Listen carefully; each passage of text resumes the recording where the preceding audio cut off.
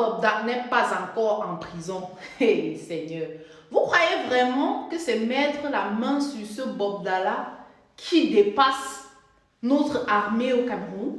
Vous croyez?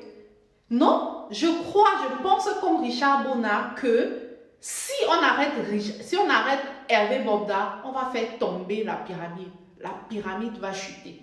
Je crois que cette affaire est au-delà de ce qu'on voit sur Internet, est au-delà des témoignages de ces jeunes femmes-là qu'on est en train de voir. Et l'autorité sait pertinemment que si on met la main sur Bobda, il ne va pas vouloir tomber seul, il va dénoncer. Regardez par exemple avec le cas du Zomloa. Au départ, c'était le Zomloa, la cible, mais finalement, on a arrêté une vague de personnes. Encore que tout le monde n'est pas tombé. C'est le même cas avec Bobda. Les gens savent que si on tente, ça va aller trop loin.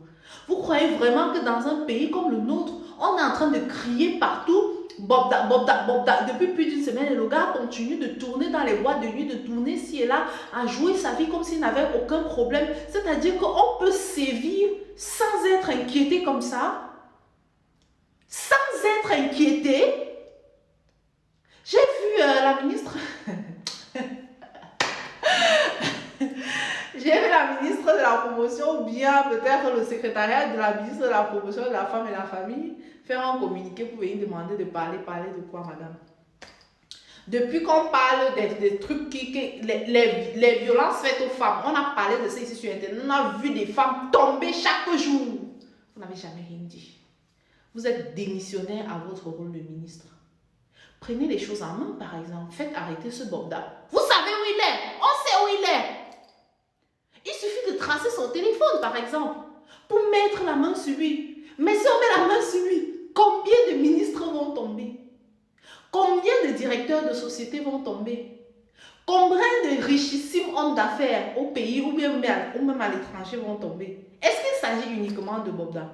Il faut qu'on se dise la vérité. Ça sert à quoi de venir témoigner chaque jour comme ça? C'est vrai que ça met à nu et ça va ralentir un peu le processus. C'est-à-dire que ceux qui avaient l'habitude de sévir comme ça là, en toute quiétude, comme ça là, vont s'arrêter un peu pendant un moment, le temps que ça se calme, et après ils vont recommencer tranquillement. Sans compter nos jeunes sœurs qui franchement ne nous facilitent pas la tâche. Parce que malgré le fait qu'on est en train de parler comme ça, il y en a qui vont même récupérer le numéro de téléphone qu'on est en train de circuler partout là pour aller appeler ces gens-là parce qu'elles ont besoin d'argent. C'est vrai que la vie est dure, mais gars, à quel prix? Et à toutes celles qui ont témoigné, sachez qu'on vous croit. Vous avez le pouvoir de décision sur votre vie, sur votre corps. Personne n'a le droit de vous forcer à faire une chose dont vous n'avez pas envie. Je supplie le gouvernement camerounais de faire semblant. Arrêtez-le au moins, mettez-le là-bas, arrêtez-le, vous filmez, vous nous montrez que vous l'avez arrêté comme ça. Dès que vous filmez là, vous le laissez, il part. Au moins, vous nous avez trompé que vous l'avez arrêté. Franchement, ne nous frustrez pas à ce point. Ne nous frustrez pas à ce point. Arrêtez-le. Qu'est-ce qu'il fait là dehors en train de profiter de sa vie, de jouer sa vie? En ce temps, il a des...